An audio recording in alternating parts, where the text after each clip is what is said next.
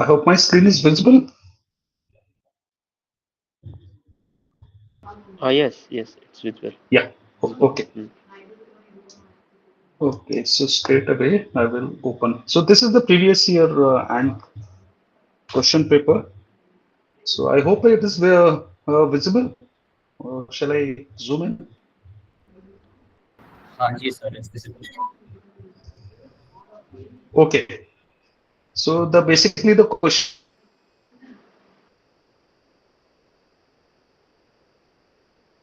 is that Neeta function is given by 10 I the I is annual income in thousands of dollars. Suppose that Neeta is currently earning an income of $40,000, that is I is equal to 40, and can earn that income next year with certainty. So she's offered a chance to take a new job that offers a 0.6 probability of earning $44,000 and zero point 0.4 probability of earning $33,000. So in this, they have asked the first question that what is the Nita's risk preference? And second is, would Nita take up this job? So how to solve these kind of questions? First of all, this risk aversion, you can say the utility function is, for example, it is a to power x to power b, where w is your wealth. Now, if b, for example, u is equal to x to power b, where b is less than 1, then this is risk averse. These are the people who will not take risk. They are averse to the risk. If it is like u is equal to a into x, they are risk neutral.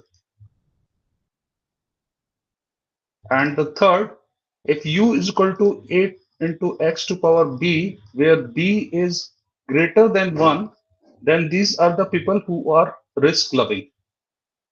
I hope this concept is clear because it is asked in graded assignment also and in the IIT also. So now what we have to see that for Nita, the utility function has been given 10i to power 0.5, and it has been told that her present income is $40,000. I is in thousands, and she's offered a job which probability is 0.6 for 44 and 0.4 for 33. So first of all, the question is whether Nita is risk averse or risk neutral or risk loving. So she is a risk averse person because it is 0.5. Now her present for to solve that whether she will pick up that job or not.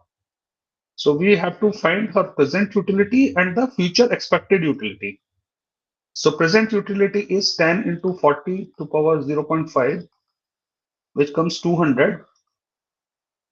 And the future utility is 0.6 into 10 into 44 0.5 plus 0.4 into 33 into 10 to power 0.5. So if you do this calculation, it comes less than this present utility which is there. So this was 20, sir. This was 20. So this comes less than 20. So therefore, Nita will not join this job. Is this clear? Any doubt in this question? Anyone? So when we calculate expected utility, should we Yes. should we first calculate the expected income and take that utility, or should we calculate the two utilities separately and add them up? We take separately because there is a probability here. So there is a probability that 10 into 44, that 44 0.5, that's the probability of 0.6 only. Yeah. And then 0.4 into 33 into 10 into 33. Got it. I understand that this is the right way. I'm just trying to figure out what is, if we do something like get the expected income first and then calculate that utility, what would be wrong in that case? Like what principle or what assumption are we violating if we do that?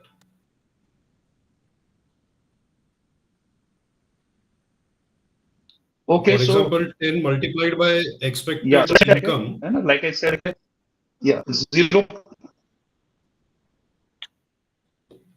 Yeah. So this will come 6 4 24 to 264 plus 4 3 12, 4 3 12, and 13.2. So this becomes 26 plus 13.2 is 39.6. So here also the same answer comes, that this is less than 40. Hmm. Yeah, you're right. Okay. Instead of taking the utility, we can see the income itself. Then we will not be checking the utility. We are checking only income. No, correct. Sorry, I was talking about utility of expected income. So whatever is the expected income we get here, we plug that into the utility formula that we know Yeah. from before. We get a slightly lesser Yeah. utility in this See, if case, I but can, I mean, how yes, yes. incorrect But is that essentially? if we take the income part also, Hmm. his income is 40,000, and now her income becomes 39,600. 600. Yeah, So her income is decreasing, and that's why she will not take. got it. But here, okay, I will like, just add on. If there was a probability, for example, 0.8, and she has got a probability, for example, earning 50K, 50,000, Hmm. and 0.2, for example, 40,000. And if she's a risk loving, for example, if the utility Hmm. function was U2, U3. So in this case, the risk loving people, what they tend to do for the higher gains. Okay. That is about okay, risk loving. Now, second part of this question was that in case if Nita is willing to join, for example, if she has decided that okay, she will join, for example, and she has also to buy insurance to protect against the variable income associated with the new job, because the new job is coming with a probability. So she wants to ensure that her that will be protected. So how much she will be willing to pay for that insurance? So in that, what do? We find her expected utility, which comes around 19.852.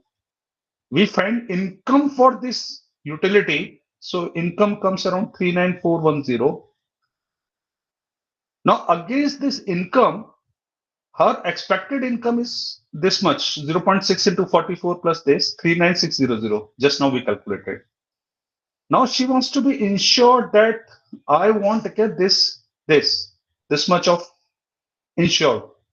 That so insurance amount what she will be paying is this much, which is coming with a probability. It can be 44,000 or it can be 33,000. This minus her expected utility. So this is the insurance amount she will pay, 190. So how did we get the 39410 figure? 39410, what we did, like you said, like this utility which came, it came Hmm. from this part. Basically, you will square the 10 as well, right? So you get 39.41. This is the expected utility. Okay. Okay. Okay. Yeah. Okay. And against that utility, we find the income that what she will be earning again. So from there, it is income is 39410. Whereas if she joins, then her probability is to earn 39600. She wants to carry an insurance that in any form she wants to earn 39410. She'll pay 190 of So insurance. 39410 is the utility, is it? Yes, this is the income against the expected utility. Income against, okay, that is interesting. Income against expected utility. Okay.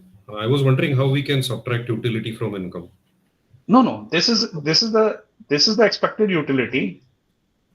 Now we fit into that same formula. Now we get the income for this expected utility. Got it. Okay.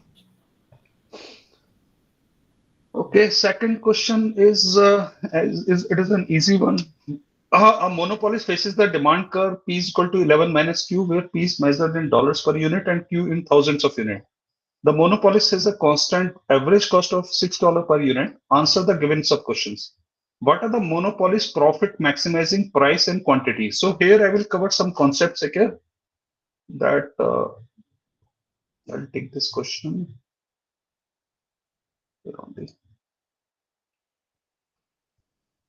When monopolist operates, he operates with the MR is equal to MC. This is for monopolist. Now remember, in a perfectly competitive market, there P is equal to MC. This is the only difference. So in this, we have to find profit maximizing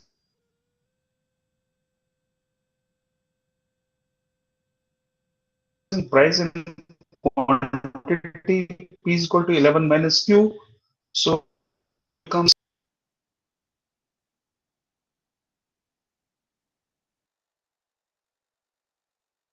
Q by dou Q is equal to 11 minus 2Q. MC has been given $6. So 11 minus 2Q is equal to 6. Therefore, Q is equal to 5 by 2 is 2.5. And it is in thousands of units, so it becomes 2,500. And your P will come from this 11 minus Q, 11 minus 2.5 is equal to 8.5. So this is up to week 8 wala syllabus. And if I remember correctly, it was there in our G also. They straight away, they have picked up this question from the graded assignment of another week. Is this clear? Okay? Any doubt in this? Anyone?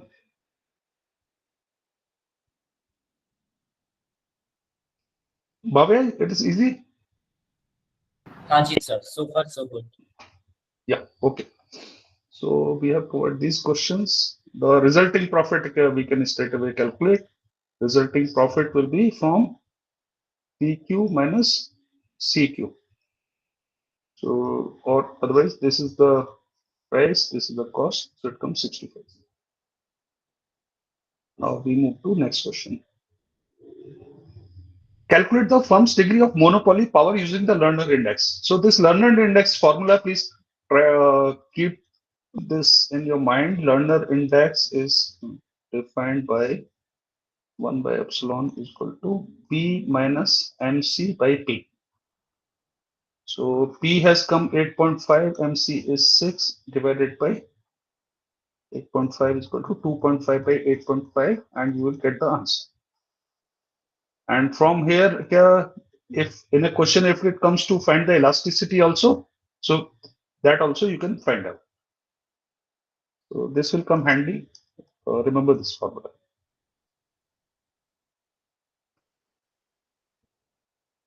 Okay, now we come to next question. Suppose two firms operate in a market and can produce at a constant average and marginal cost of AC is equal to MC is equal to $5. Let Q1 be the output of the first firm and the Q2 be the output of the second firm. Market demand is given by this Q1 plus Q2 is equal to 53 minus P.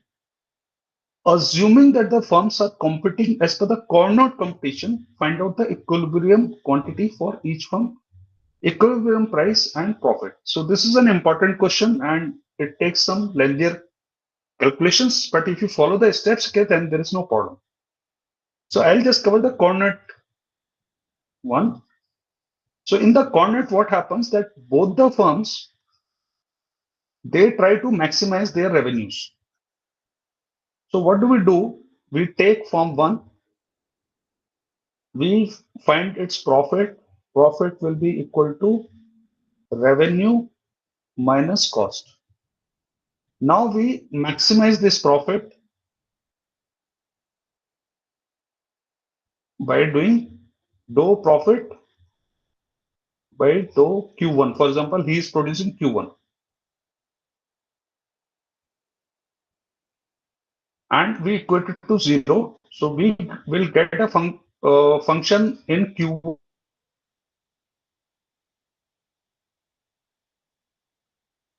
and Q2. So your voice We is do the same breaking. again. We get another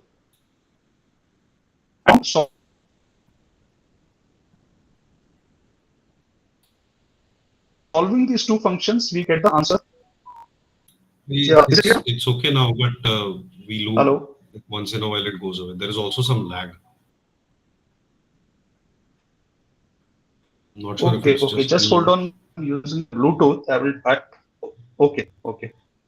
Baba, is it clear for you or okay, there is some problem? So it goes in for I think 2-3 seconds in the middle, then it comes back. Okay, okay. So,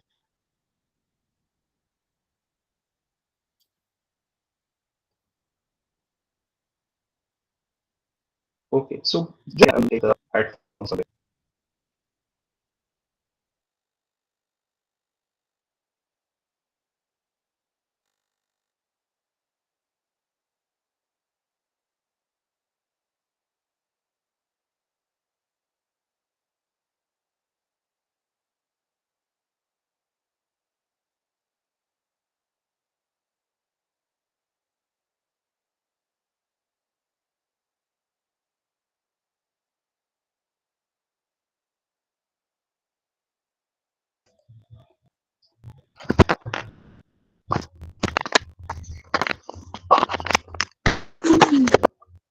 Hello, is it better? Hello. Yes, sir, it's better. Okay, okay, okay. Let's increase the voice. I hope it is better now. Yes, yes. Okay.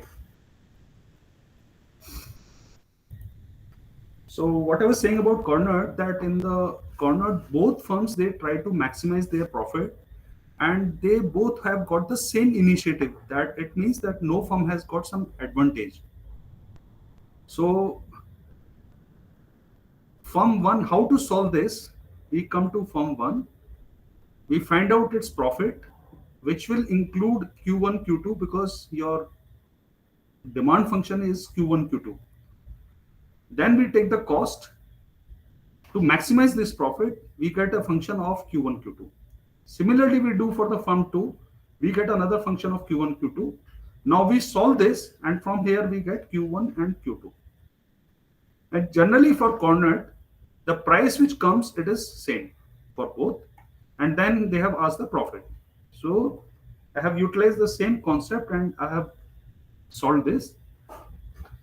So this is the demand function. Q1 plus Q2 is equal to 53 minus P. So P becomes 53 minus Q1 plus Q2 from the demand function. So for revenue, firm 1, revenue 1 becomes PQ1, which becomes 53 Q1 minus Q1 square minus Q1 Q2. Cost has been given 5. So total cost will become 5Q1. So profit becomes this minus this, 53, this becomes 48 Q1 minus with this. You maximize this, so you take a derivative with respect to Q1, so you get 48 minus 2Q1 minus Q2 is equal to 0, which is the function 1, which I had covered. We do the same thing for form 2, and we get the function Q2 is equal to 24 minus Q1. You solve this, both the functions, and we get the Q1. Place that in the function, you get Q2. Place that in the combined demand function, and we get the P. P1 is equal to P2 is equal to 21. And from here, now you calculate the profit for the firm 1 and you calculate the profit for firm 2. So this is for corner ticker. All these steps are understood, or shall I calculate? Because understanding the concept is important for this corner.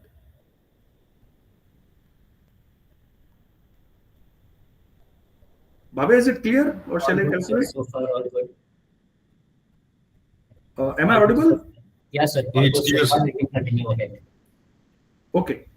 So this is the concept. Okay. So we have to remember the steps. Okay. Like if it comes coordinate, I cover again. So if it is a coordinate problem, there will be two firms, firm 1, firm 2. The demand function will be combined, will be something like 50 minus Q1 plus Q2. And we will be given a average cost and the marginal cost. For example, here in this case 10. So what do? Both the firms, they have got the same initiative. You find the revenue for this firm, you find the total cost of this firm, find the profit okay, by subtracting the cost. So you get the profit, which will be the function of Q1, Q2. You maximize this profit with respect to Q1. So you will get the function 1, which will be of Q1, Q2. You do the same thing for this. So you get another function of Q1, Q2. Solve these two functions to get Q1 and Q2. And then utilize this combined demand function to get P. And P will be P1 is equal to P2. And then you put that in the profit formulas and you get the profit okay, for both the firms. This question I find okay, important because it covers the concept and it has been asked in graded assignment also in PYP also. So please okay, practice this and you will get the answers. Now, in the same question, they have said that in case the two firms are operating or competing in the Stackelberg manner, where one of the firms makes its output decision before the other, suppose firm 1 is the Stackelberg leader that makes its output decisions before firm 2. Now, in this, calculate the equilibrium quantity from the firms, equilibrium market price, and profit. So, in Stackelberg, what happens? What do we do? This is just it is taking some time. Okay, let's wait.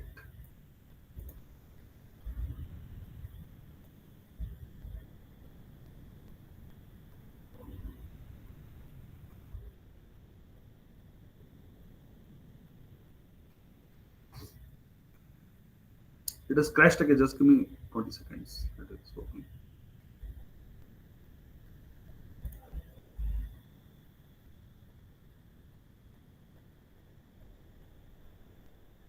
Okay.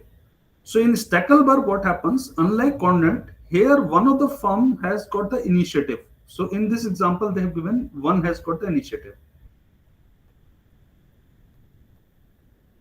So one has got initiative, the two is the follower. For example, I will give an example that there is a market leader and some new firm has entered the market. Now this number 2 which is there and there is a market demand. So market demand, for example, it remains same like a 53 minus Q1 plus Q2. Market demand is Q, for example. However, this guy has come, so he will produce Q1, he will produce Q2. So market demand changes to 53 minus Q1 plus Q2. So this guy, now what we do in this case for the Stackelberg, we first find the profit for this number 2 and then maximize that profit. Then we get a function of x1 and x2. So here we will get okay, something q1 and q2. So here we will get a q2 function of q1. Now this market leader who is there, he has got an initiative. Now he knows that this guy is likely to produce this much of Q2. So for him now you position, you find again the revenue, cost, profit, and here when in place of Q2 you put this function of Q1. Utilize this function of Q1 and maximize that. So from here you will immediately you will get the answer Q1 star. And put this Q1 star here, you will get Q2 star. So generally, Q1, this firm has always have got the initiative because he knows that how much he is likely to produce, and then as per that, the Q1 he will produce. Is this understood? Okay, I will cover the steps okay, here also. So this is a Stackelberg.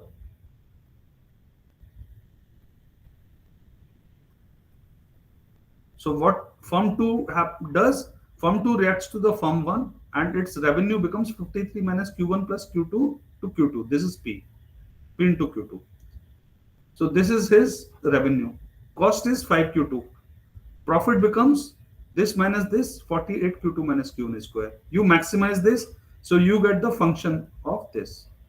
Q2 is equal to 24 minus Q1 by Q2.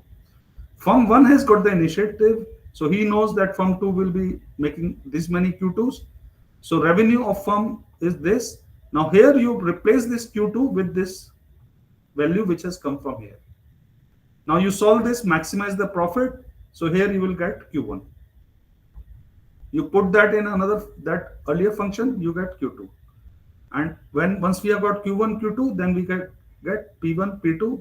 Price remains the same for both firms, and we can find the profits for these both firms. Is this clear? Anyone having any doubt in this concept? So, but in this analysis, we are not making any use of the fact that firm one is the leader, right? Like if No, we firm were one to is the do, leader. Why? no, if No, we no. reverse the analysis, like Yeah. let's say that firm one is not the leader, two is the leader, will we Okay. not get the same answers? No, that time, okay, this firm two will be making more. Okay, we can solve this. Okay, for example, it is Hmm. 53 minus Q early. For example, only one firm is there and the demand function is 53 minus Q. Okay. Yeah, Average marginal cost is equal to average cost is equal same. to 5.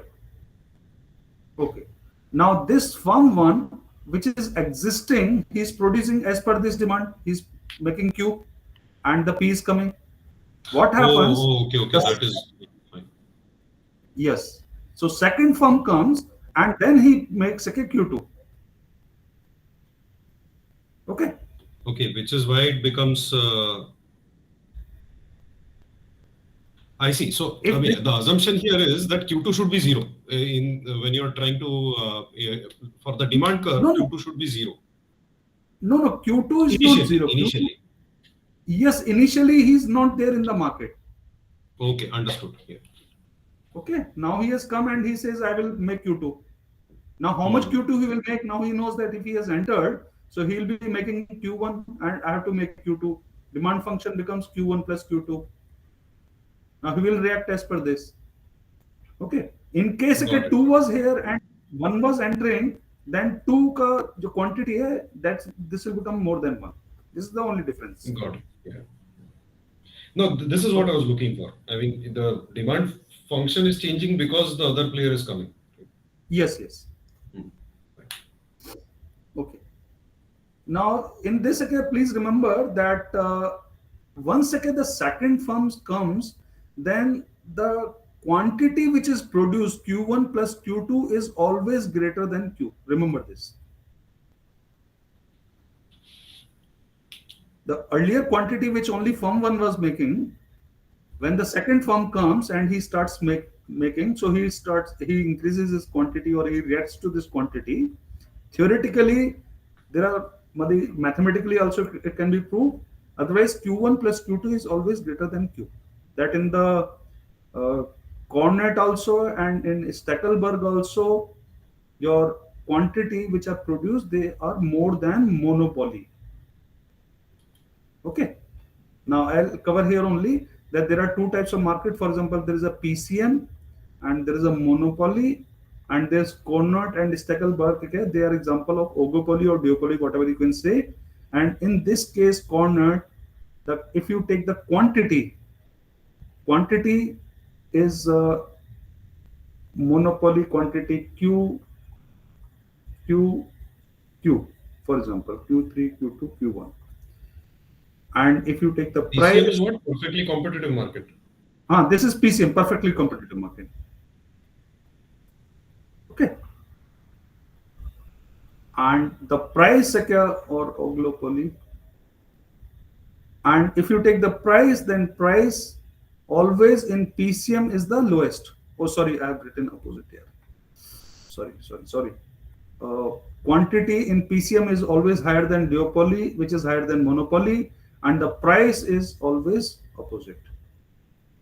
So this is the understanding part. In monopoly, that guy he controls, so he is producing the quantity is always the minimum, the price is always the highest. Once you come to duopoly or oligopoly, your quantity increases, but the price decreases. When you come to PCM, the quantity increases and the price is the least. Here is P is equal to MC. Here in the monopoly, MR is equal to MC. This is the difference. And here okay, we find P and Q as per the whether it is Cornet or it is Stegelberg. So this is the difference. So here okay, you can cover. Is that clear? Okay. Anyone, any doubt again this? Okay, so we have solved this. I will share again this document also. I will convert it to PDF and will share again. Now we come to next question. Last week you purchased 5 large cases of Fritos for a customer who, as it turned out, did not accept delivery. You paid $100 for these cases. You have a deal with your grocers that they will pay you 25 cents for each dollar of returned merchandise. Just this week you found a fraternity on campus that will buy the 5 cartons for $55 and will pick them up from your apartment, relieving you of the need to deliver them to the frat house. So there is no transportation cost. So question number 1 is, what is the opportunity cost? So opportunity cost is that once you have lost out, that you paid like $100 and you had a deal with the grocers which has not been fructified, the opportunity cost is the second one. That what is the second? So they will pay 25 cents for this. So opportunity cost becomes, for each dollar become 25 cents, for each dollar will become $25. So this is the opportunity cost. Second is, should you sell the Fritos to the fraternity? You will sell only when the amount which you are getting from the Fritos is more than the opportunity cost, then you will sell. So we see 55 is more than 25, so you will sell. In case they would have written that here it is 20 only, Fritos is offering only 20, then in that case you will not sell. So that is a concept here. Is that clear? Opportunity cost and decision to sell or not.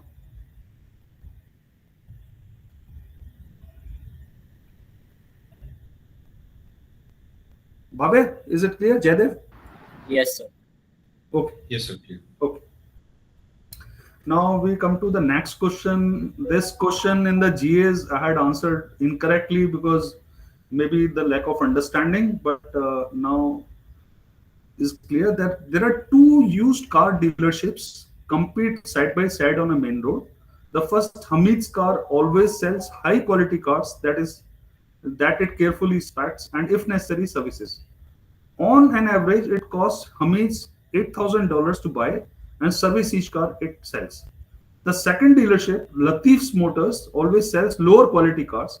On an average, it costs Latif's only $5,000 for each car that it sells.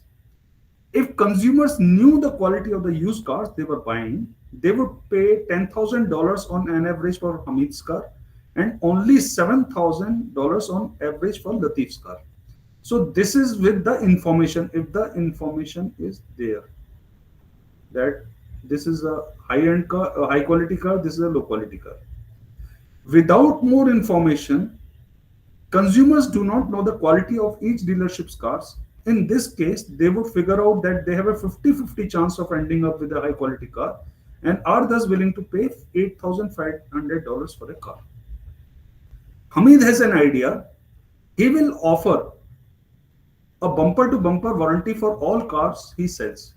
He knows that a warranty lasting Y years will cost $500 on an average. And he also knows that if Latif tries to offer the same warranty, it will cost Latif $1,000 on an average. So suppose, here they have given, suppose Hamid offers a 1-year warranty on all of the cars he sells. So in this, the scenarios which are generated, it is like this. This is Hamid, this is Latif.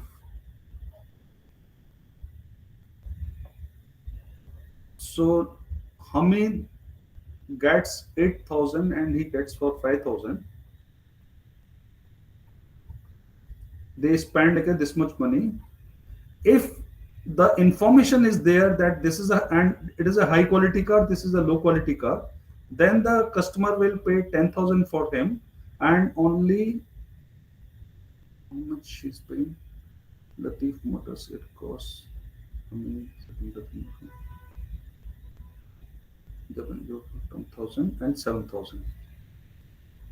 and 7,000. This is when the information is there with information. If the information is not there, then a customer comes and he doesn't know which car he's buying, and with the probability of 0.5, he will purchase any car and he will pay $8,500.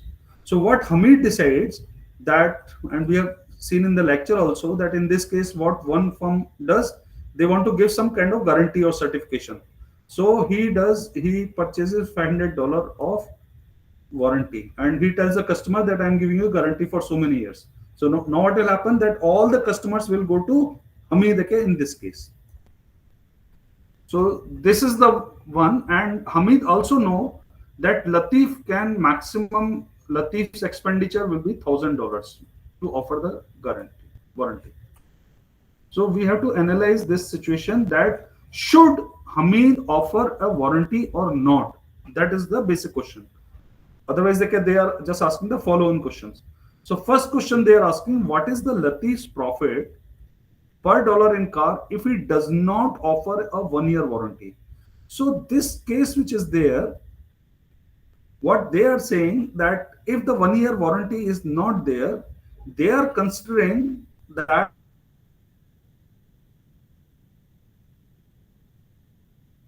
the information is there.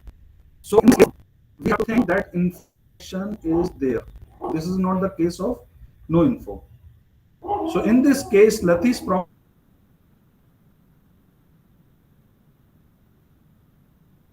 is nothing, 7,000 minus 5,000. The second part, what is he offers a 1 year warranty. Now see, 1 year warranty, why Latif is offering? Because Hamid has offered a warranty.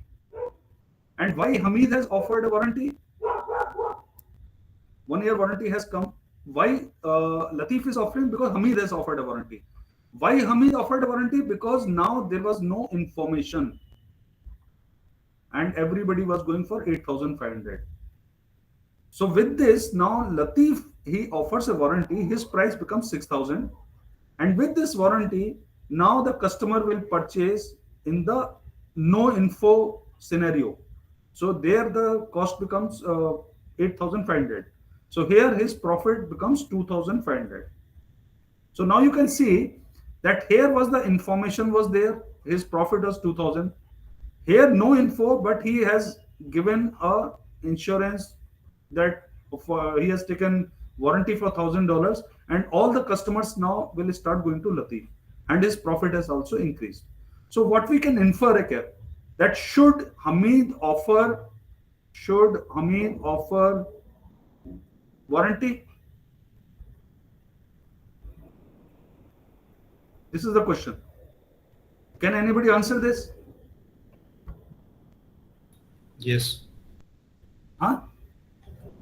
But when Hamid is offering the warranty, what is happening? Hamid was 8,000 and he is purchasing the insurance for $500, and the cost of the car is also 8,500. So his profit, how much it becomes? 0. So people will be able to, so if the warranty is offered, then it is a signaling mechanism, right? Yeah. So he's signaling the max. He's signaling that my cars are better. Yes. So people will be able to offer up to 10,000, right, on his car. No. See, the scenario what they have generated, and maybe I also could not understand this question during the GA. The scenario is this here. Scenario is this is with info, full information. If full information is there, he does not have to take the warranty. Everybody will go to this guy only, Hamid only. Yeah. Okay. Now,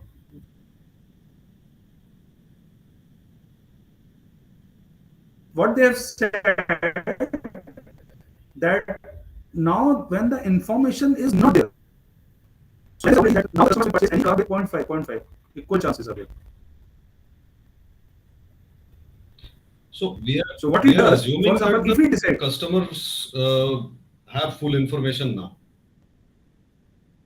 No, they had information earlier. Now they don't have information. Okay. Okay, the second scenario is this. Okay. So now to attract these guys, for example, the decision is that should he take an insurance of 500 and offer a warranty? No. No, because his profit is becoming zero, and this guy takes like $1,000 and he still makes 2,500. That is the basically economic question. Sir, it was not clear whether the scenario is with or without information actually. So I'll say देखो Hmm. यहाँ पे लिखा हुआ है Hmm. without more information. Okay. Actually, during the GA, no, I also got foxed in No, no, this. ठीक है, ठीक है. That makes sense. When we say that it is without information, then okay. The one other slightly confusing part, which is now clear, is we are talking about information for whom? For the dealers or for the customers? For the I customers. think because here I think it should be assumed that dealers always have perfect information about each Yeah, other. see, yeah, the dealers they know. See here they have written clearly without more information, consumers don't know the quality of Consumers issue don't. from Yeah, us. yeah. Okay, So okay. that is the difference. So that's how like all these answers they have come. Okay. So they have given like this. What is the Hamid's profit per car in Latif does not offer a 1 year warranty. So 8,500. If this is a without warranty wala clause, so Hmm. he is getting this. Okay, next question we come. It is again till week 8 wala part. At market demand curve, pizza is given, market supply curve is given, at tax of this is imposed, and answer the given sub questions. So first they have asked the equilibrium quantity and price before incidence of tax. So I will solve this. Okay.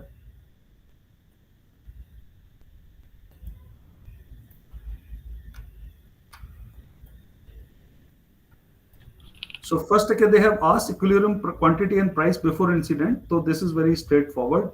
You make this P is equal to 300 into Q. So this becomes 300. This is P, this is Q, this is 300. And you make the supply curve 60 plus 2Q. So 60 plus 2Q here. So this is 60. And this is a line.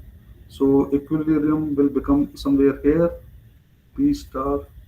And this is Q star.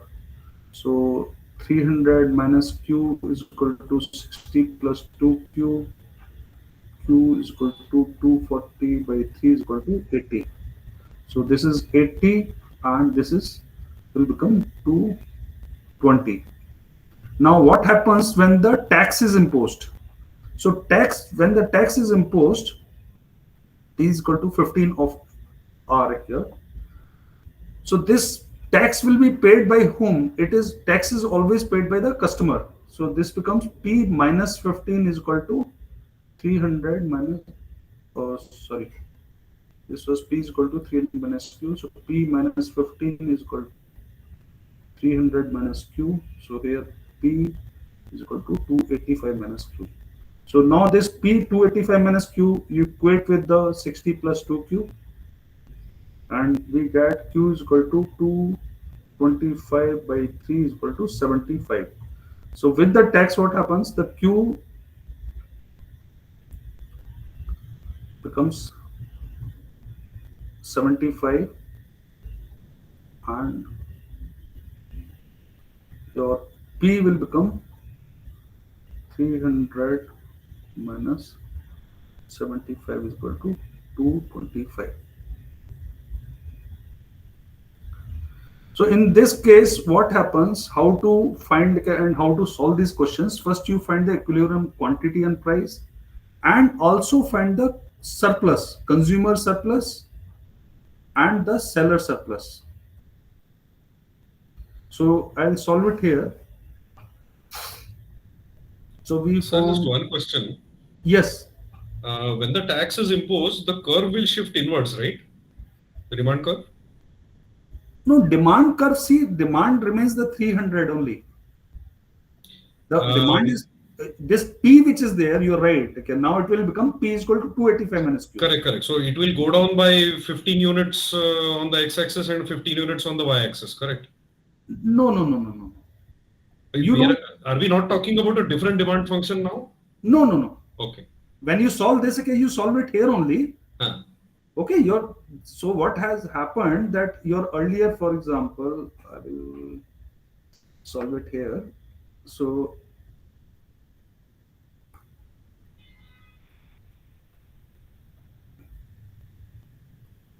this is your earlier 300, 300, this your 60, and here you got 80, you got 220. Okay.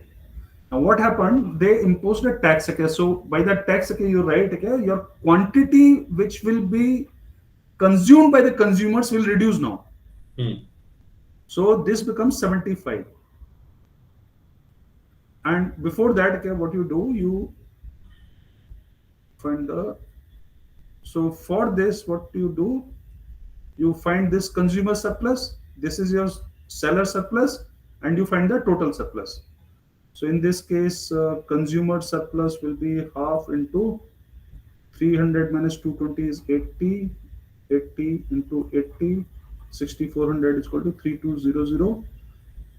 Producer surplus is equal to half into 220 minus 60, 12 minus 6, 160 into 80, this becomes 6400. So total is 9600 is your total surplus. Now due to your this P minus 15 is equal to 300 minus Q, so this has become 285 minus Q. And when you equate now with the 60 plus 2Q,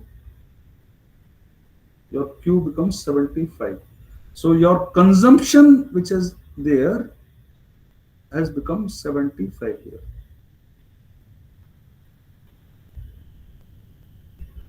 And with this consumption, your price increases to 225. Okay.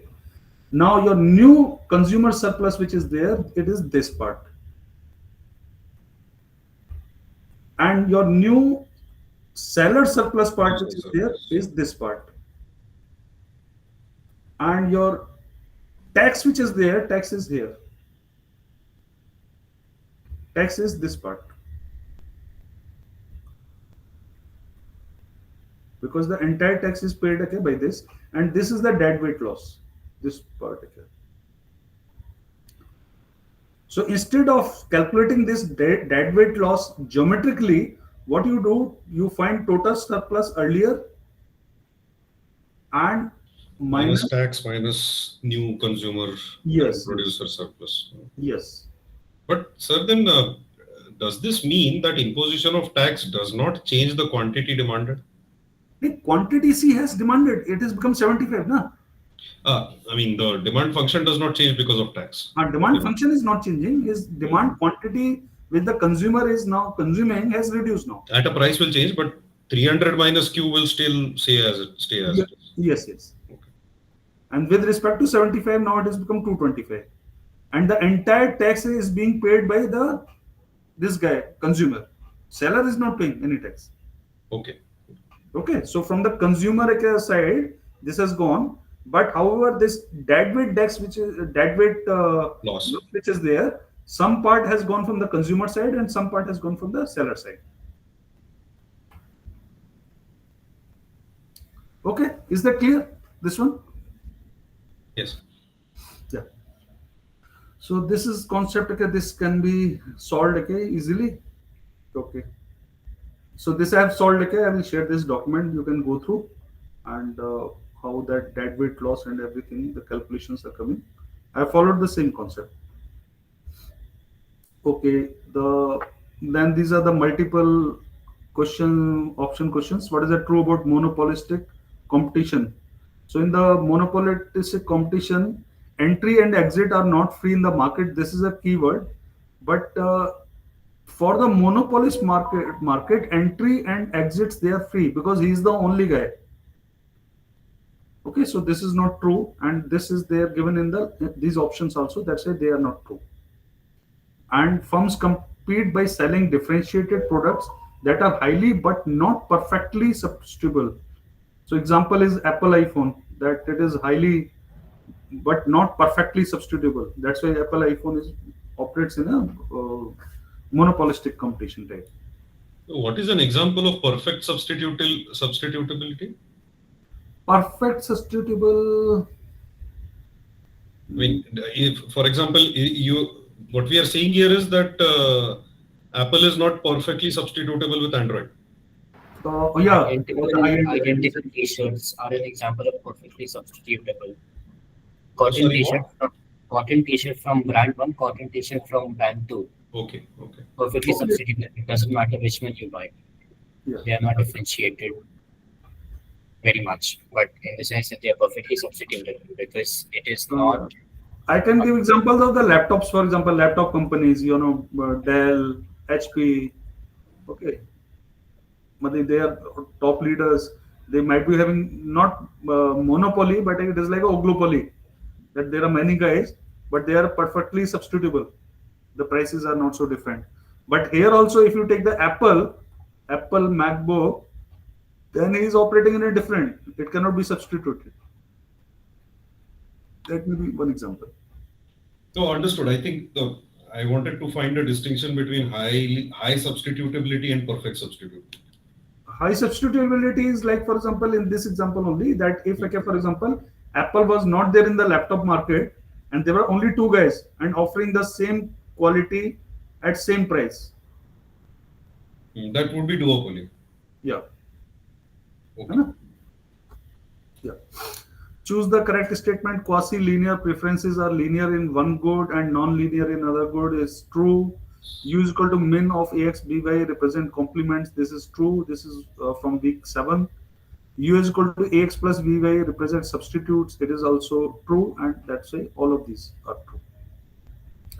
The Cobb-Douglas production function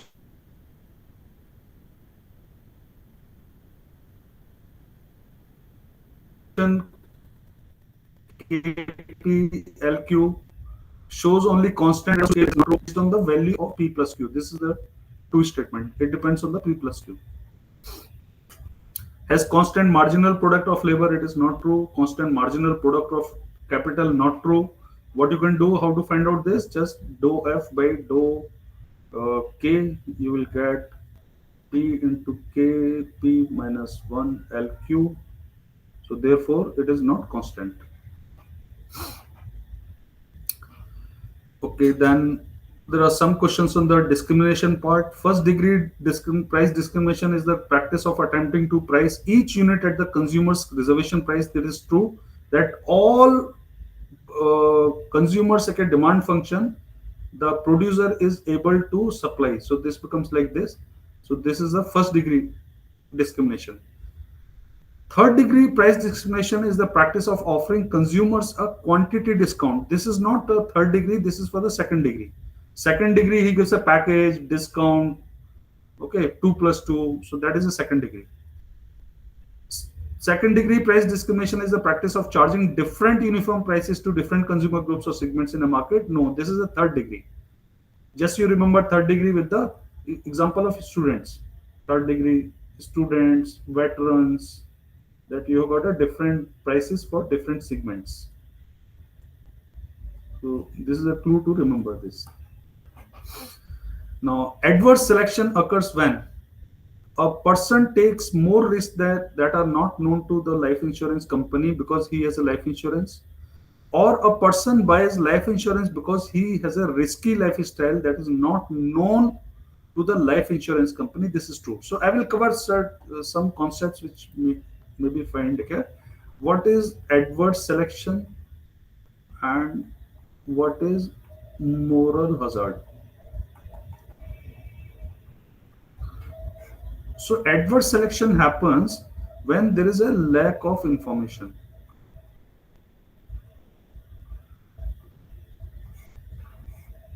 Moral hazard क्या है? When there is a scarcity of action, lack of action. So in this case, you can see that what they are writing, that insurance risky lifestyle is not known to the life insurance company. So this is a lack of information, and he takes the insurance, and that's why this is an adverse selection. Moral hazard is like that a person took a medical insurance, and if he did not have the medical insurance, he would have gone to the hospital maybe 2-3 times. But now with the medical insurance, with everything covered, Now he goes to the hospital 20 times. So that comes under moral hazard. Sir, can we check the first option also? That is also moral hazard, right? A person, Taking more risks that are not known to the life insurance company. no, no. So this part is not the adverse selection. It is moral hazard, I'm saying. This is moral. This is moral hazard. Okay. This is one part of moral hazard. And person being a risk lover has nothing to do with this, correct? No. It is okay. Malay, risk does not have anything to with the adverse selection in the moral hazard. It is only the Insurance related stuff. insurance, information availability, okay, lack of action. It is like that. Like a biker, okay, in the lecture they had given him one example. No? A biker has got, he does not have insurance, so he drives very carefully. He gets insurance, he drives, okay, carelessly. So that is moral hazard. So this example, see, pregnant woman with health insurance make more doctor visits than an uninsured pregnant woman. So this is also a moral hazard. Okay, we'll see another 2-3 examples of this. Now see, if bad drivers can usually avoid being ticketed by the police, then the insurance agencies will, what they will do. So this is a normal, like this, that insurance will companies will not be able to use one's driving record as a screening device because the police does not have any record. So this is also like an adverse selection only when you don't have information.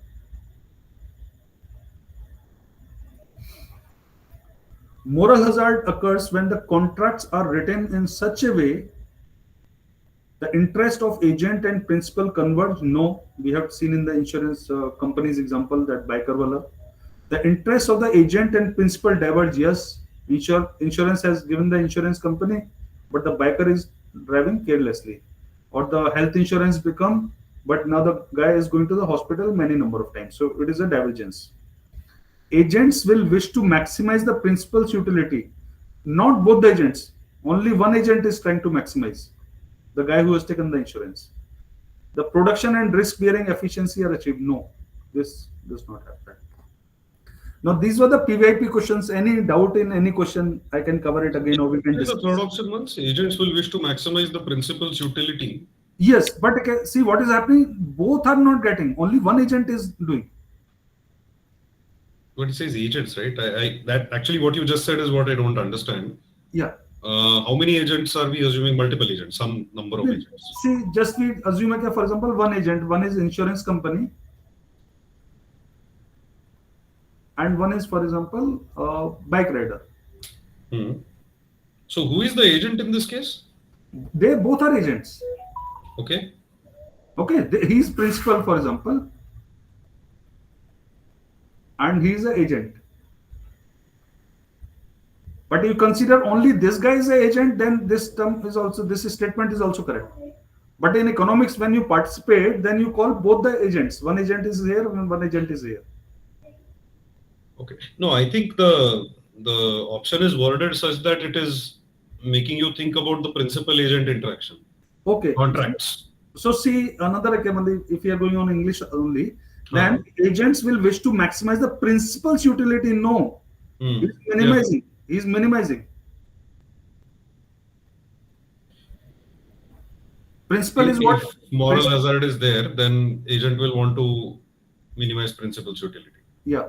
Okay. So, and insurance company, that's the insurance company is facing the disadvantage in this case.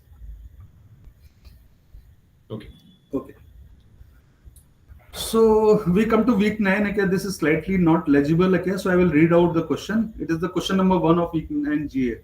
In the variant of Hoteling's linear market model that captures competing firms' choices of product characteristics as per the consumer likings, there is a continuum of consumers uniformly distributed over 0 to 1. So this is the distribution 0 to 1, each with a favorite characteristic liking. When there are two firms, so these are the options. When there are two firms, so what happens? Both the firm will come in center and with half-half. So Nash equilibrium is established over 0 to 1, and this is a place where both will sell. And when there are three firms, then can we achieve any equilibrium in this? Okay, when the three firms are there, then there is no place, okay, where we can achieve.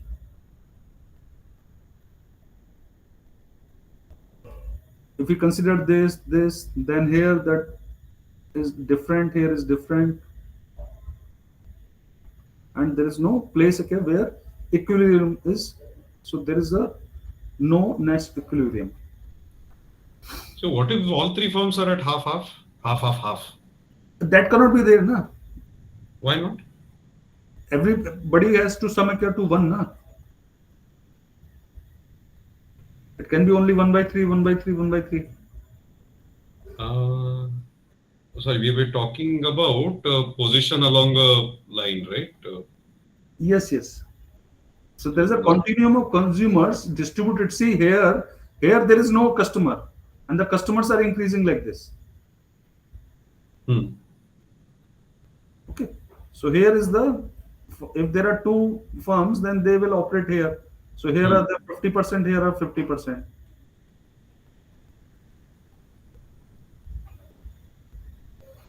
Okay. Okay. Okay. Now this is a question on again the Ness equilibrium from week 9. This is the example of Coke and Pepsi, and that Pepsi is there already in the market. Here, this is a Pepsi. Coke, whether he wants to enter or not. So there are two scenarios. If Coke enters, then Pepsi either uh, fight or it accommodate. And this is the scenario when Pepsi Coke is out. So if it accommodates, then it becomes 2020. If it does not accommodate, if it fights, okay, for example, its earlier revenue was, for example, I just take 0 to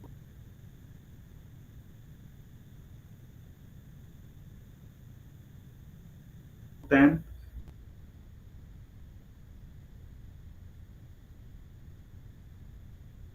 But if it fights, then it becomes 5-5. Either it is in or it is out. This is Pepsi. Pepsi fight or it accommodates. So Coke is in, Pepsi fight.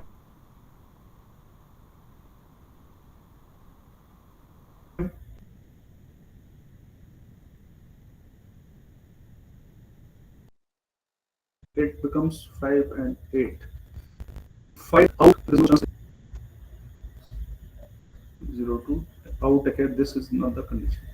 So here these are the two equilibriums which are taking place at 2020, and second is when Coke is out and Pepsi is at 0-10. However, in this they have said that there is a chance that if Coke knows that Peps that Pepsi will not fight. Pepsi will not fight, because if Pepsi fights, then Pepsi revenue or the profit is decreasing. So if the Coke is having this information, then Coke knows for sure that Pepsi will accommodate and both revenues or profit will increase. So in that case, the equilibrium will be. This is that example. So here, okay, these are the two equilibriums: Coke accommodate and fight, and 0 and 20. And by the backward induction is that only that Coke is knowing that Pepsi will not fight. So that's why Coke enters, and then we get this equilibrium 10-10.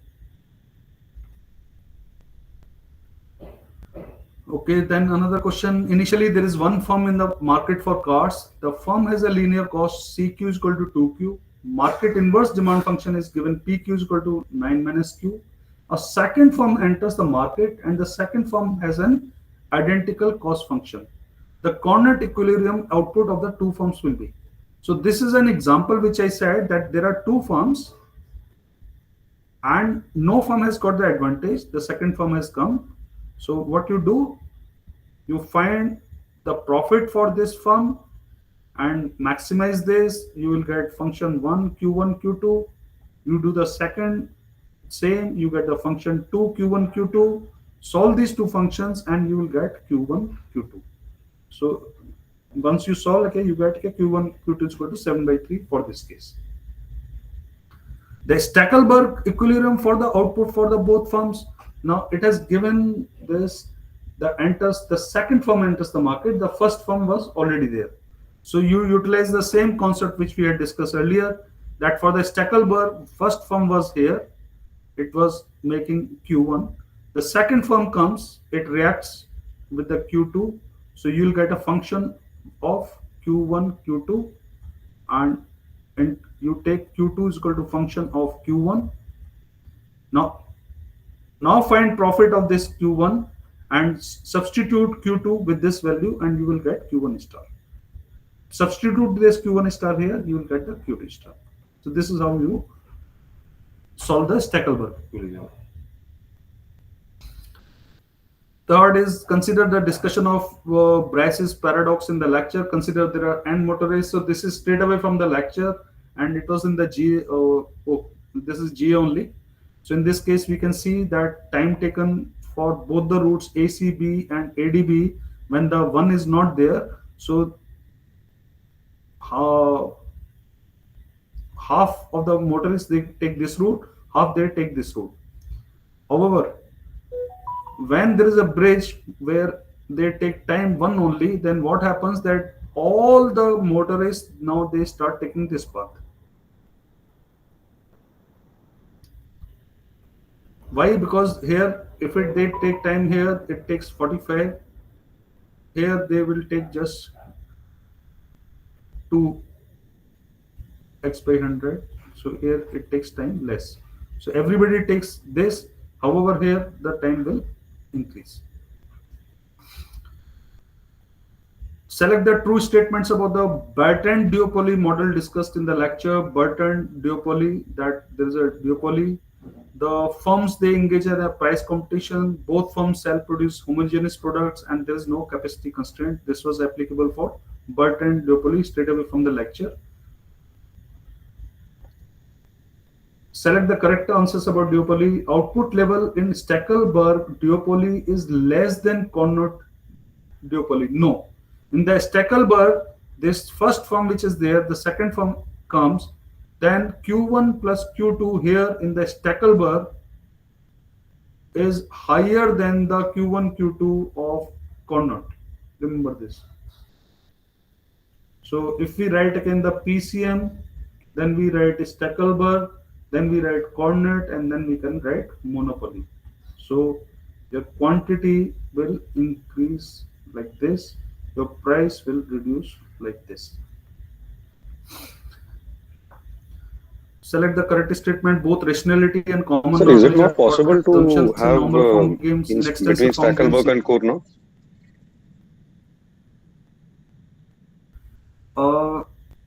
You want to say that Stackelberg will come here? No. I'm asking, is it theoretically possible to have both of them producing the same quantity? No. No. Okay. No. When there is a leader and the second firm comes, the first leader he reacts to the second firm and he produces more. And in the Carnot, what is happening that they both are, Q1, Q2, they come again similar. Whereas in the Stackelberg, the Q1 plus Q2, when you add it 1 by 3rd or around 0.38%, it increases. You can take an example, okay, just a fictitious example of demand function.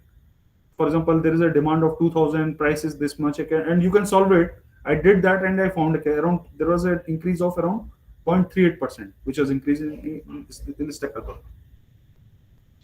Okay. Okay, if there are only two firms who sell homogeneous product with no capacity constraint, Bertrand competition leads a firm to set equal prices above marginal cost in equilibrium. No, always remember in duopoly or in a this Bertrand competition which is there, they come to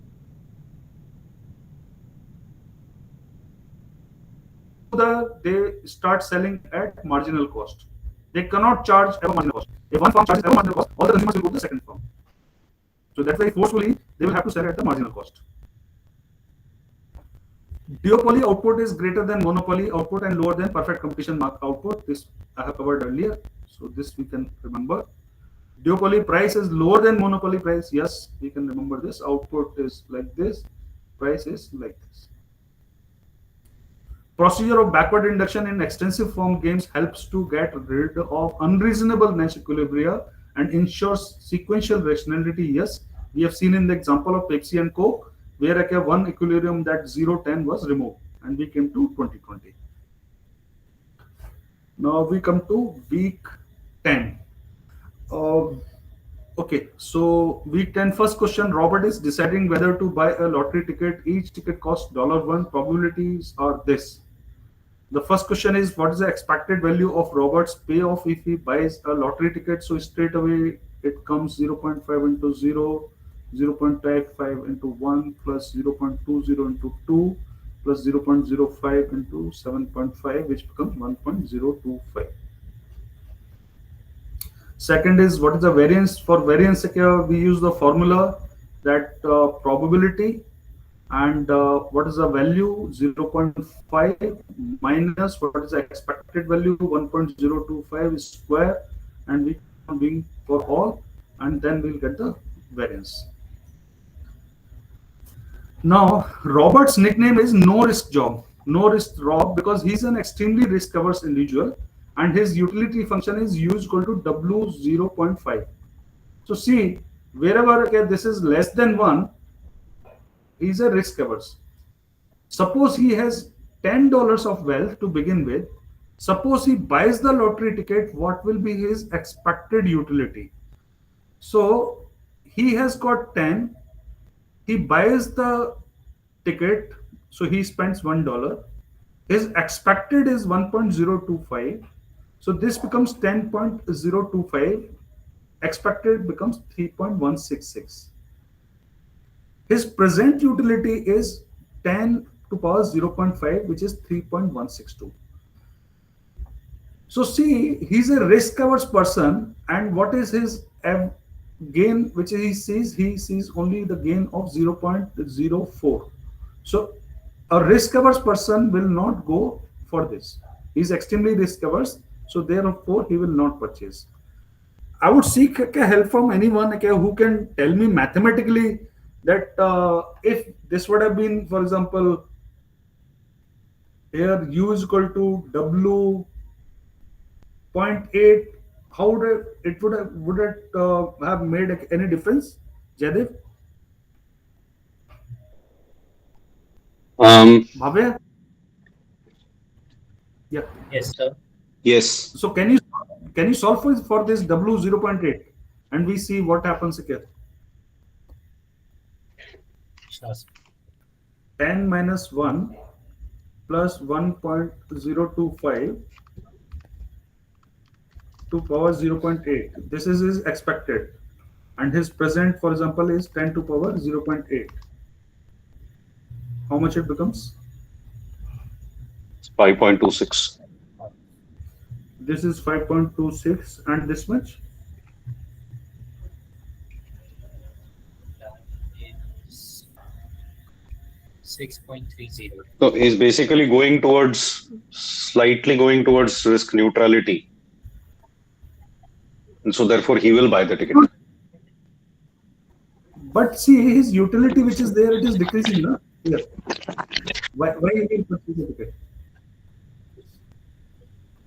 This concept which is there, I think we should keep these questions on Thursday. There is a session by the course team. We'll ask these questions because slightly I'm finding myself fuzzy in this. That how that risk-loving guy. Yes, Bhavya. It won't be of much help. How much? The professor is not of much use, is what I'm saying. No, he has said in G Space now on Thursday they will keep a meeting. They'll keep a meeting, but I don't expect it to be of much use. Last time I went to him for quiz 1 and quiz 2, he basically told me something around the lines of, it is what it is. Okay. And he left it at that. Okay. So what I will tell you my understanding. What happens? I'm just sharing. that risk loving guy who's there, he takes like a risk with this thing. Okay? Anji. He sees, for example, this 7.5 and then he goes. So I will do some more research and I'll post it again on this. Sure. So this is clear again that Honestly, this guy, if because you raise that exponent from 0.5 to 0.8, you're becoming less risk averse. list Is in that this does that make sense? list risk covers. Because if it Yeah, was you're w right. raised to 1, you would be risk neutral. There are questions on the same concept. We will see those questions. है ना? Okay, sure. So in this question, it is come straight away. Malay, it is coming that his gain is hardly 0.004 and he's a risk averse, so he will not purchase this ticket. Now, in the same expected utility, will he buy the ticket? No. So in the second, okay, this is the question with the same concept. There are two investments with same three payouts, but the probability associated with each payout differs as illustrated here. This is A, this is B. So expected return, we use the same formula and it comes that for both the expected return is 250. Standard deviation, when we calculate, then we find standard deviation of A is just 22.36 and for B it is 38.19. Now Suresh has a utility function of 5i. So this is a case of what? Okay, it is a risk neutral. So in the case of risk neutral, what happens? Where I denotes the payoff, he is risk neutral. This is the first answer.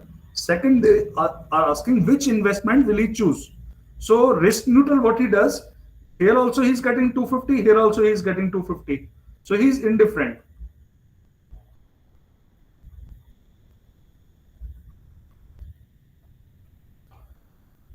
Okay, because in both okay, he's getting the same utility 5i, 5 into 250, 5 into 250.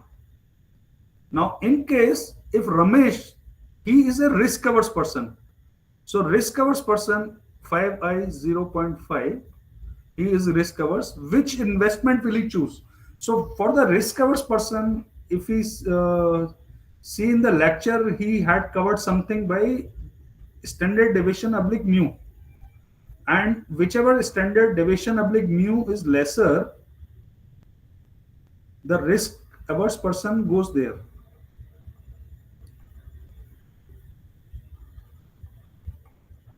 So in this case, the standard deviation for the A is lesser and the mu expected is same. So it becomes 22.36 by 250. Here it becomes 38 point something by 250. This is lesser. So he will go for A. This is for this. And here was my question. This is a risk. Sigma by mu should be greater for the risk averse person, right? No, sigma is 22.36, na? Sorry, mu is the mean and sigma is, oh, sorry, I got it the wrong other way. Yeah, correct. Yeah. So here I was finding myself slightly fudgy that here it is a risk loving guy.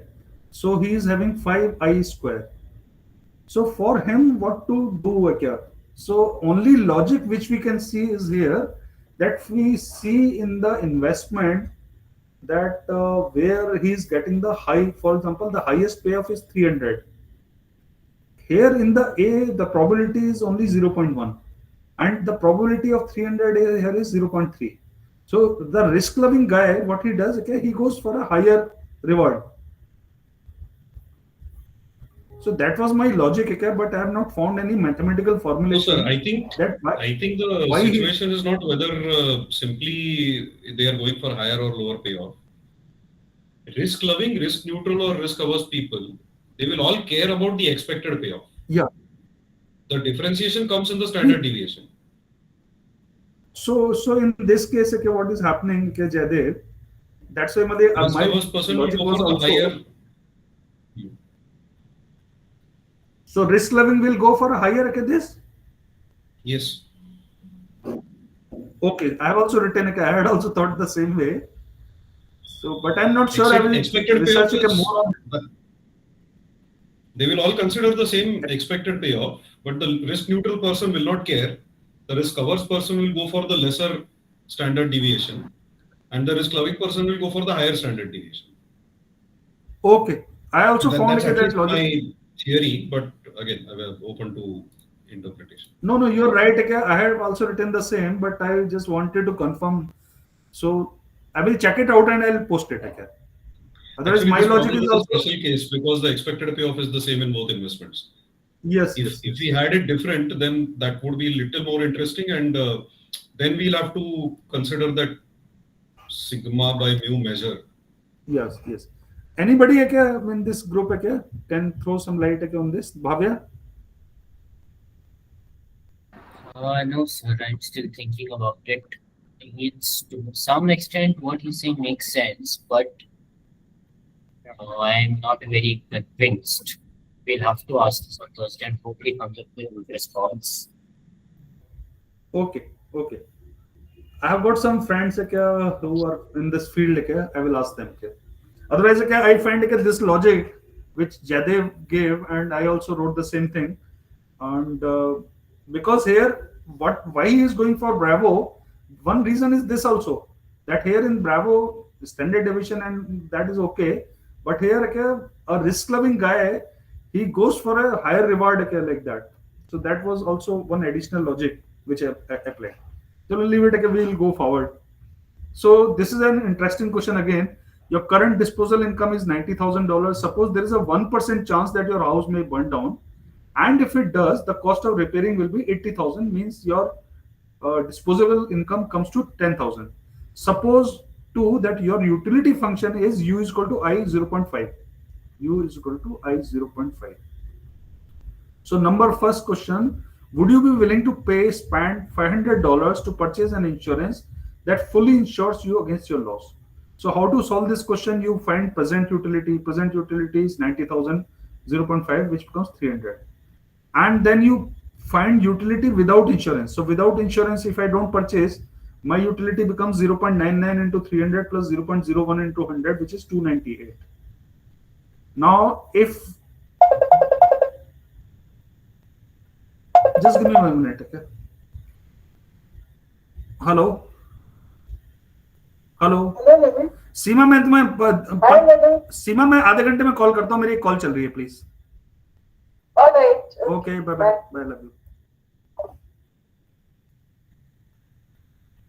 Hello Jaydev, I am audible? Yes, sir. Okay. Yes, sir. So what I've done, I have found utility without insurance. It is 298. If he purchases the insurance, then his present utility will become 90,000 minus 500, which is 299.98. He spends $500, and what he does, okay, he gets okay, the entire amount, okay, the 90,000. So his utility with the insurance increases to 300. So that's why he will purchase the insurance. Now the question is, what should be the maximum amount of premium which he should pay? Have you understood okay, this logic? Why he's buying the insurance, spending $500? Yeah. Okay. You can say this also, that this utility is more than this. If he did not have insurance, his utility was 298. He purchases a utility, his utility is 299.98. Now, what is the maximum highest price that you would be willing to pay for an insurance? So this is nothing. This is the amount which you pay. For example, in that case, we had paid 500. So suppose we pay X amount. So this utility will become equal to 0.01 into 10,000, which is the case of fire, 0.99 into 90,000, 0.5, which is case not fair. So 90,000 minus X, we had calculated this in the earlier part. This becomes 298 square. Therefore, X is equal to 90,000 minus 298 square, which is 1196. Is that clear again, or shall I explain?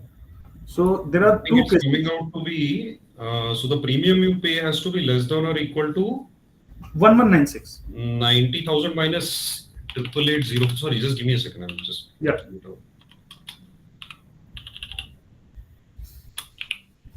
1196? Yeah. Yes. Correct.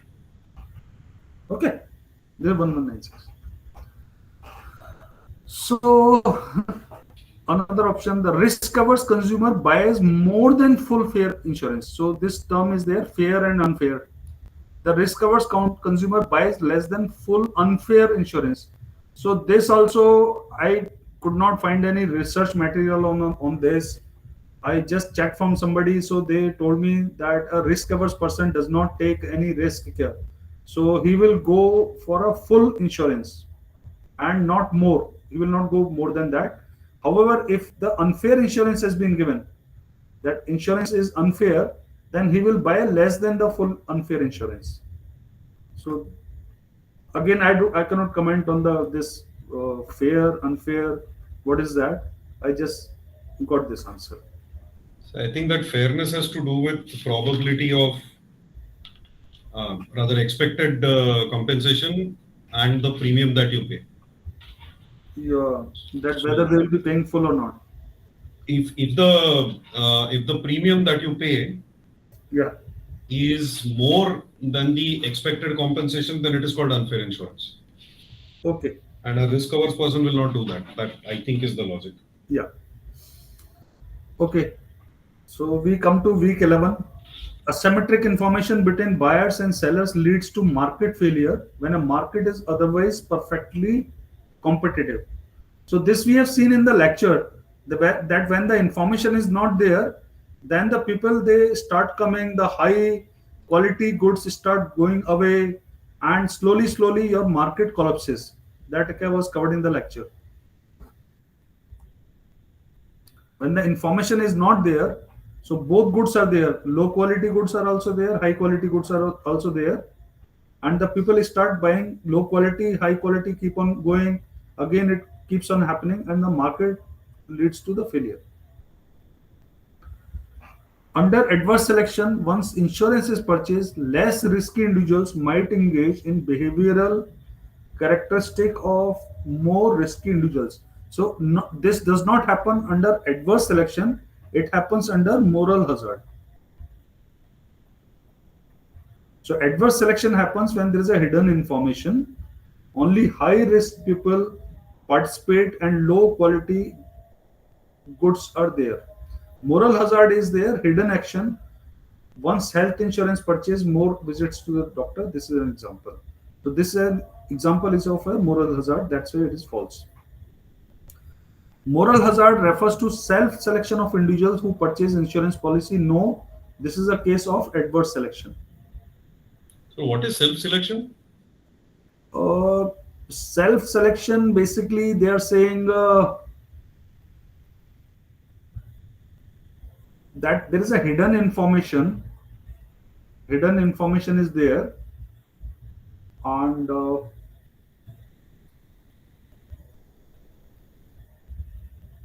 can somebody, shall I find out about this? Please. I could not find any reference to self-selection in the context of Okay. say insurance or something. Okay, let's check our alma mater, check GPT. Yeah. Self-selection and adverse selection relation.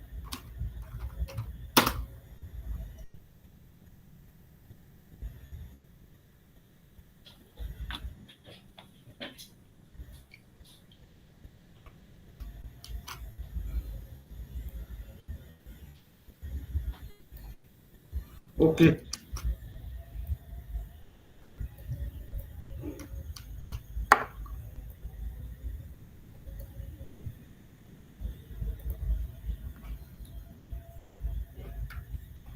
So this is self-selection. That person takes his insurance as per his requirement. Okay, so moral hazard is clearly not that. I think moral hazard will happen after you actually, if at all, Yes. it will happen after you have bought the insurance, right? So on the basis of their own knowledge of their risk level,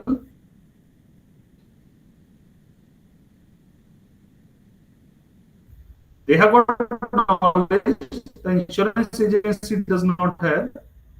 Okay, that is adverse selection.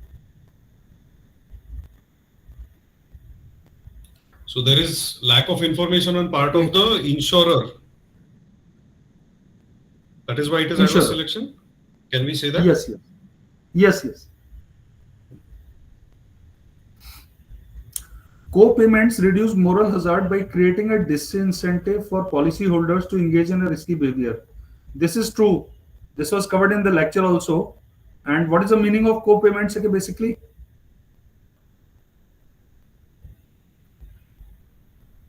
that Pooling the premiums from various buyers, right? Yes, yes, yes, yes. Let me quickly check also.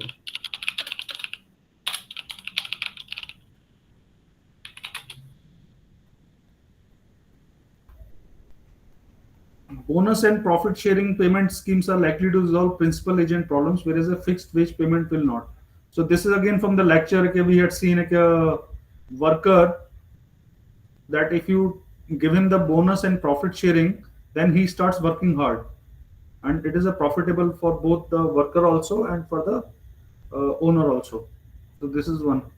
Whereas in the fixed wage, okay, he does not have any incentive to work hard.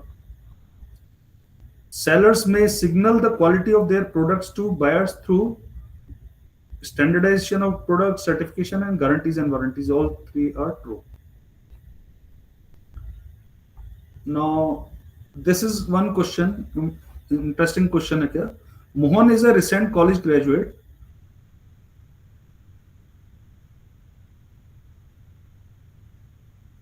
After 6 months at his new job, he had to buy his first car. Mohan knows very little about the differences between the makes and models or an old and new car. You are a loan officer in the bank. After selecting a car, Mohan comes to you seeking a loan because he has only recently graduated. He does not have a long credit history. Nonetheless, the bank has a long history of financing cars of recent college students. So here, Mohan has got very little information about the cars. Bank has little information about this. So problem of Mohan, which car to buy is of what? Moral hazard or adverse selection? So this is not a case of moral hazard. He is not trying to maximize his utility. He is going for loan. So in this case, it is an adverse selection because there is no other choice. And this is a case of it is not even about loan, sir. Here the problem is simply which car to buy. In which case it is clearly adverse selection because he doesn't know about cars. Yes, so there is a hidden information, and that's why it is adverse. Now choose the correct alternative. The bank's problem in lending money to Mohan is also one of asymmetric information. Mohan has a much better idea than the bank about the quality of the car and his ability to pay back the loan, while the bank has little information on Mohan's ability to handle credit. So bank's problem in lending money to Mohan is asymmetric information because bank has got info about the Mohan-like customers, but the Mohan does not have information. Mohan has a much better idea than the bank about the quality of the car. Definitely, he has got little information, but more than the bank. His ability to pay back, he knows. So here, his information is correct. Mohan has got information. Bank has little information on Mohan's ability to handle credit. It is about handling credit. They have got information about the customers like Mohan, but not Mohan. So here again it is a limited information, we can say. So this is a little confusing because if the bank doesn't notice, then what do they know? They have got if they are specializing in giving out credit to recent graduates, yeah, then they should be having some information about Mohan, right? Not like completely zero information. Yes, so they have got little information, not all information. So here information you say take information, how much, and here you take how much information.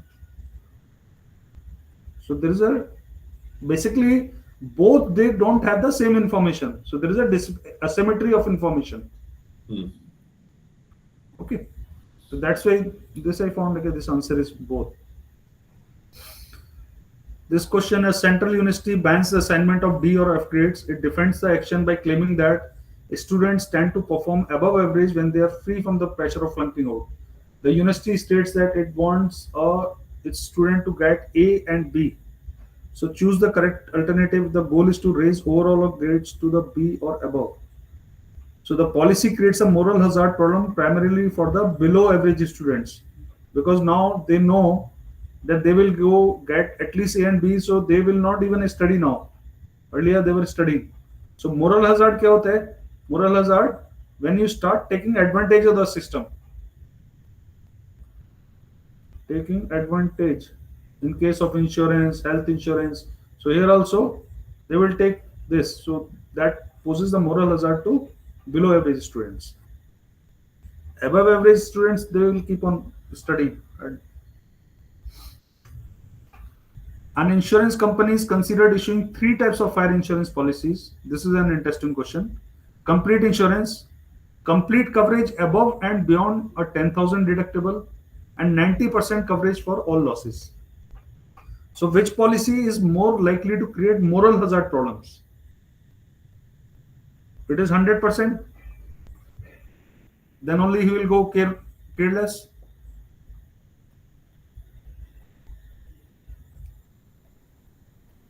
Is that correct, okay? Jadip? Yes. Again, I just being a little pedantic here, I think if the question was which policy is most likely to create a moral hazard problem. Yes, yes. Because the others also, it's not like they're completely without moral hazard. Some element of moral hazard is still there. Yes, yes. So But okay, I mean, from the question and from the answer, it's that perspective, it's fine. yeah. So now second is if the property is worth less than $100,000, the total loss to the owner will be less with 90% coverage than with the $10,000 deductible. Second is if the value of the property is above $100,000, the owner is more likely to engage in fire prevention efforts under the policy that offers 90% coverage than under the one that offers a $10,000 deductible. So here what I did, okay, I took an example.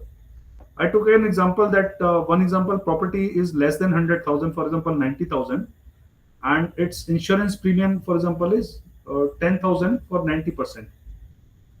So if fire happens, he gets 81,000, 90% of that, because his insurance was for 90% by paying 10,000. So his loss is 19,000. 10,000 he has taken the premium, and 9,000 loss here, 19,000. Now to get 90,000, he has to pay 10,000 more deductible, the second option which is there, this option. So in that case, his loss becomes 20,000. 10,000 for the premium, 10,000 here. Now here his loss here is more than this. So this first statement is correct. The total loss to the owner will be less with the 90%. Now what happens if the property is more than 100,000? Then I take an example 120,000. He pays 10,000, gets 90% premium. So fire, okay, he gets 81%, 90%, which is 108,000. Loss is 22,000, 12,000 here, 10,000 here. If 10,000 deductible, he pays 10,000, 20,000 he pays 20,000.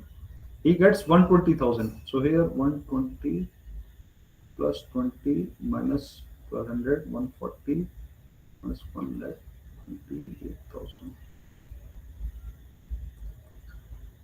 So here his loss, just made a calculation error somewhere.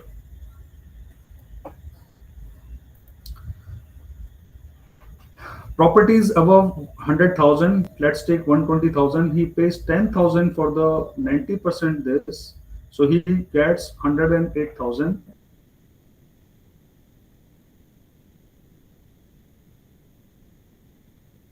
loss is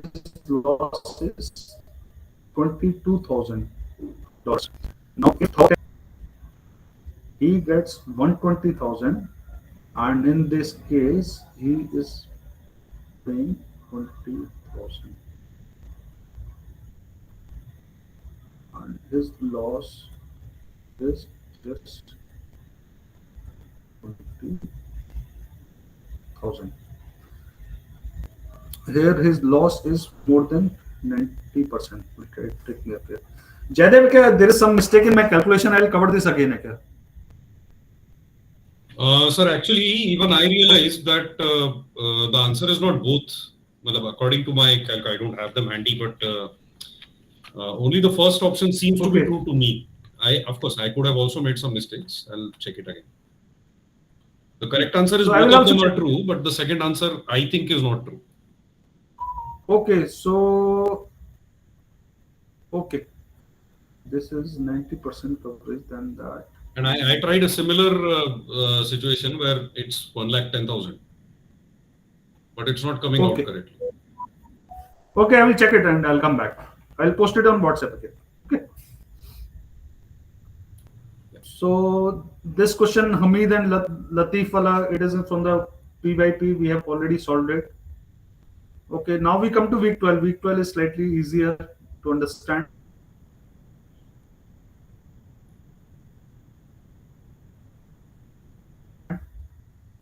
Which one of the following goods is non-excludable? It is atmosphere.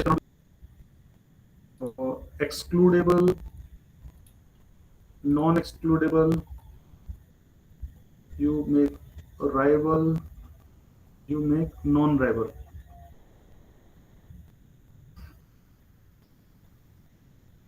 Excludable and rival, they are the private goods. Non-rival, non-excludable, they are the public goods. Excludable but non-rival, they are the club goods. Like once you enter the club entry is excluding, but once you enter, then it is non-rival, and it is a rival non-excluding. These are the common goods, like fishing in the sea. So this will help you in understanding this. A common resource is rival and non-excludable. It is like the fish in the sea. Public goods are provided by government because the reason is it suffers from a free rider problem. And for a private one, a free rider problem will result in the underproduction. And how to address the this free rider problem? You start implying some taxes, tolls on the roads, entry fees on the parks, like that. So these are the measures to solve the free rider problem. Then came the networking effect. Networking effects, one who has got the network and your things change. So it is a Twitter, Microsoft Excel, and the Facebook. A within group network effect. So this is the property that in the networking part there is a platform and there are two agents. One agent here, one agent here. So there are two networking effects which take place. One is the here inside. Like for example, if for example here they were 20 and 5 more people they come. So here the effect on this that it might increase, it might decrease, it might remain neutral for both. And there is an effect on the other agent also, networking effect, and this also can increase, decrease, or remain normal. So one is inter and another is intra. This is inter and this is intra effect. It happens both the ways. We will see an interesting example of this. So two friends A and B consider going to a sports pub to watch Wimbledon final. The individual valuation of watching the match A and B is Sorry, sir. 200 Sorry for the interruption, sir. Just yeah. Within group network effects can be anything, right? Positive, negative, neutral. Just checking. Yes, yes. They both all here also can be. It can be positive, it can be negative, it can be neutral. Cross group effect also. Yeah, okay. Thanks. Yeah. Cross also and within also. Okay, so this is an easy example. Two friends, they go purchase ticket 200 and 300. Their benefit ticket cost is, they get the additional benefit of 120 when they watch the match together. Individual cost of the pub is 315. What do they do? So if goes alone, A's benefit is 200 minus 315, which is negative. If B goes alone, is 300 minus 315 negative. Say they will not go alone. If they go together, if A goes with B, A's benefit is 200 plus 120 minus 315 is equal to 5, which is positive. B goes with A, B's benefit is 420 minus 315, which is positive. So they will go both together. This is the- Sir, actually, here, if you look at this situation as a game, normal form game, Yeah. both of them have strategies, go and don't go. Okay. It turns out that there are two Nash equilibria there, go, and don't go. So I thought Zero, the yeah, second zero. option should also correct, like 0 is also correct. So what do you do in such a situation? uh, Basically, what that means is if they go, they should go together, otherwise they should both not go. they both should not go. I don't think we normally consider 0 for Nash equilibrium. Fair enough. Yeah, 0 will not be an equilibrium. It's usually considered as a corner case, right? As in one that is always present, but we don't include it. No, yeah, actually, see, it's a valid Nash equilibrium because if I have Yeah, decided it to is not valid, go, but the thing is, it is valid for most cases, right? So it is like a trivial case. So then that comes into picture. okay, Okay, so let's move. So this is theoretical and externality. What is an externality? It is a cost of benefit that arises from production and falls on someone other than the producer, or a cost of benefit that arises from consumption and falls on someone other than consumer. That is the externality. Which statement is true? So this question I have got a doubt again. matlab, I have not been able to find answer to this. Network goods never face any new competition. This is false. Okay, we can see Amazon, Flipkart, a new player can come, so they will face competition. Network goods are usually sold by monopolistically competitive firms. So this is, to me, it looks true. For example, we have got Netflix, Prime Video, Facebook, Instagram, Amazon, Flipkart. Okay, many very. And the third is network goods might lose their dominance over time. So this, as per the lectures, it has got a virtuous cycle. The networking effect, keep on increasing. But there might be some examples where they might lose their dominance over time. this is correct, sir. The third one, na? Yeah, certainly they can lose their dominance over time. Yeah, Just but like the Paytm, if you're looking at this sort of stuff. example is what, Bhavya? ATM, na? It used to be the largest player for UPI. Now it's less than 6% of the market. Yeah, yes.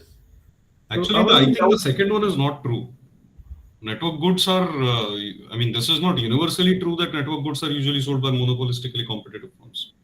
Paytm is another example. UPI service is something that they're selling. They are not monopolistically competitive anymore. They used to be, but they're still there. But they're still in the network. Okay. So we go with the third option. I think so. Yeah, let's wait for the answer of this GA. Okay, this is from week 12. So we'll come to know what is their thought process. That's okay. Yeah. Question number 9 is of city of Alexandria has been a center of trade for the Mediterranean countries as well as the Middle Eastern countries. Its importance is partly due to geography, but it is also due to the network effect. What could be the source of network effect? So I could find that merchants want to maximize trading opportunities because more the merchants, and they have written like a center of trade. More the merchants, more the traders, more the traders, more the merchants. So this is a virtuous cycle. So this I could find like a thought thing that this is the reason for the networking effect. Ships want the best harbor available. This is not there. Best harbor can be anywhere, but may not be traders. There is a lot of contestability of ports. This is also not true. There are economies of scale due to concentration of trade. That is not the reason for the merchants to go there. This fourth option to me looks like a most optimum. Any uh, input on this, Bhavya or Jadev? I agree, because the first three options may not have anything to do with networks at all. Yeah. For example, ships wanting the best harbor can happen without a network also. Yes. Contestability for port is nothing to do with platforms or networks. So, similarly. Yeah. Okay. Now this question is interesting. This one, okay? So uh, a new book delivery platform has two types of primary users: booksellers and buyers. As a result of promotion activities, 95 new booksellers they come. 95. The platform data analysts estimate that the cross-group network effect of one bookseller joining the platform is zero point 0.2. This is zero point 0.2. And the cross-group network of one new buyer joining the platform is 0.25. How many new buyers will join the platform as a result of 95 booksellers joining the platform? So this,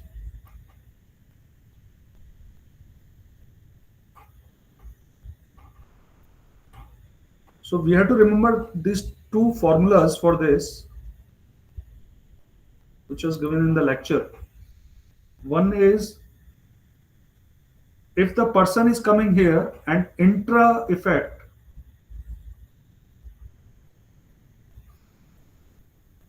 is 1 over 1 plus beta A into beta B into K. If K are coming, so 95 booksellers are coming. So first the booksellers will increase. So booksellers will become 95 into 1 minus beta A 0.2 into 0.25. So booksellers become 100. For buyers, inter inter effect is given by, if there are k coming, then it is k into beta A over 1 plus beta A into beta B. And if we put this in this becomes 0.2, 1.05, and this becomes 20. So this is a formula which you have to remember for intra and inter. Intra 1 plus beta A beta B, inter k into beta A 1 plus beta A into beta B. With this, okay, we can solve it.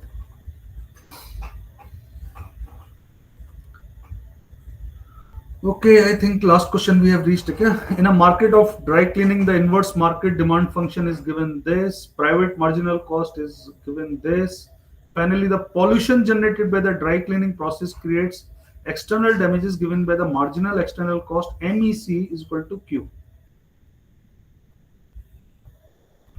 Calculate the output level and price of dry cleaning if it is produced under competitive conditions without regulation. So under PCM, P is equal to MC, we find P is equal to 55 and Q is 45. Determine the socially efficient price. So socially efficient price for that, MSC is equal to marginal cost plus MEC. MEC they have given Q. So MSC becomes 10 plus Q plus Q, 10 plus 2Q, equate with the market demand, and we get Q is equal to 30 and P is equal to 70. Determine the tax that would result. So what is MSC? MSC is the social cost. It is the addition of Socially marginal. optimal cost. Yes. Okay, what does it stand for, MSC? MSC is marginal social cost. Social cost, okay. So Now determine the tax that would result in a competitive market producing the socially efficient output. So tax is always equal to MEC. Remember this. This we'll have to remember. Tax is equal to MEC. So MEC was Q is equal to Q is equal to 30. So we impose a tax of 30 on this. Now calculate the output and price of dry cleaning if it is produced under monopolistic conditions without regulation. So for monopolistic, we know MR is equal to MC, and we calculate, we get 30 and 70. And there is a takeaway from this, that with tax for PCM to ensure socially efficient output gives same price and quality quantity like monopoly.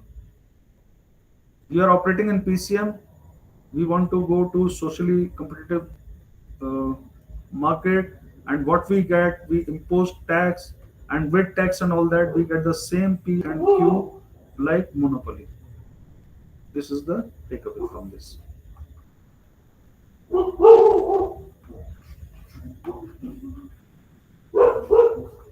Okay, this is question from different thing.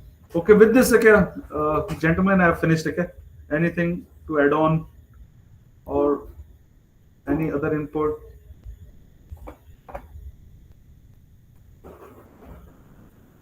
Bhabe, any input? Jadip, All good so far. We'll just